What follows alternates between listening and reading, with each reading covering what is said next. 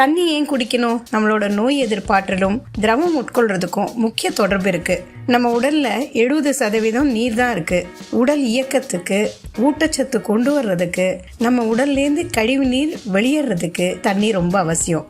தண்ணி குடிக்காம போனா என்னாகும்? உடம்புல நீர் வறட்சி ஏற்பட்டு தாகம் எடுக்கும். இது ஒரு விதமான எச்சரிக்கை உணர்வு தான். ஏன்னா தாகம் எடுக்க ஆரம்பிச்சாலே உடம்புல நீர்ச்சத்து குறையறதுன்னு புரிஞ்சுக்கணும். நாவறட்சினால வாயெல்லாம் உலர்ந்து போகும், தோல் வெளுத்து போகும், களைப்பு, சோர்வு, அதனால உடம்புல நச்சு பொருட்கள் தேங்கி தலைவலி ஏற்பட ஆரம்பிச்சிடும். இதோட மலச்சிக்கல், செரிமான குறைபாடு, யூரின் குறைவா போறது, காஞ்சு போறது, தோல் நிறம் கருத்து போறது, உடல் உஷ்ணம் அதிகரிக்கிறதுன்னு அடுத்தடுத்து பிரச்சனைகள் வர ஆரம்பிக்கும். அப்படி தண்ணி உடம்புல குறைஞ்சிட்டே போறப்ப வாந்தி, மயக்கம், வேகமான நாடி துடிப்பு, உஷ்ணம்னு எல்லாமே ஏருக்கு மாறா பிரச்சனைகளை தர ஆரம்பிச்சிடும். இந்த மாதிரி அறிகுறிகள் ஏற்பட்டா உடனே 6 to 8 டம்ளர் தண்ணி குடிச்சே ஆகணும். அதுதான் நம்மளோட முதல் மருந்து. சராசரியா மனுஷன் ஒரு நாளைக்கு 8 டம்ளர் தண்ணீர் கண்டிப்பா குடிக்கணும். சிலருக்கு இதை விட அதிகமா தேவைப்படலாம். நம்மோட உடல் ஆரோக்கியத்துக்கு ஏத்த மாதிரி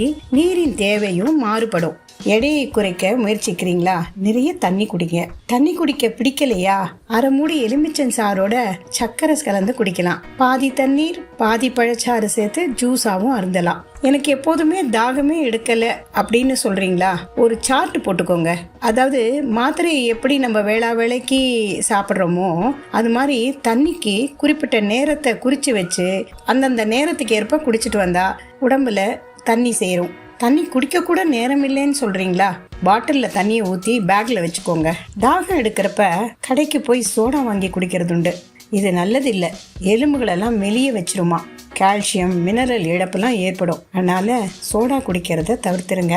ஐஸ் வாட்டரை குடிக்கவே கூடாது. அது அதிக கூல் வயிற்றுக்கு ரொம்ப கெடுதல். காய்கறி வேக வச்ச நீரை சூப்பா செஞ்சு குடிக்கலாம். சூடான தண்ணி குடிக்கிறது செரிமானத்துக்கு ரொம்ப நல்லது. இந்த கார்பனேட் கூல் ட்ரிங்க்ஸை தவிர்த்து மோர், பதநீர், இளநீர் பானங்களை அருந்துங்க. அதனால தண்ணி பற்றாக்குறைங்கிறது உடல் இயக்கம் நல்லா இருக்கும். தோல்லேருந்து எல்லாமே உடல் ஆரோக்கியமா இருக்கும். தண்ணி ரொம்ப அவசியம்.